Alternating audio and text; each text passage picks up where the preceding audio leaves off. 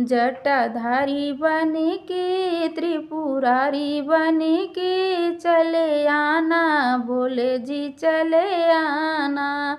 तुम अघड़ रूप में आना, भूत साथ लेके मुंडे हाथ लेके चले आना, भोले जी चले आना।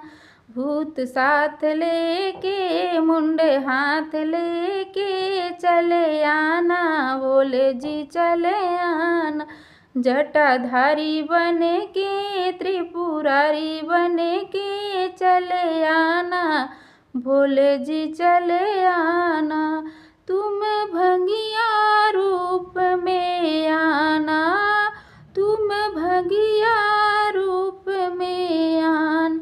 चोला साथ लेके भंग साथ लेके चले आना, भोले जी चले आना। जटाधारी बन के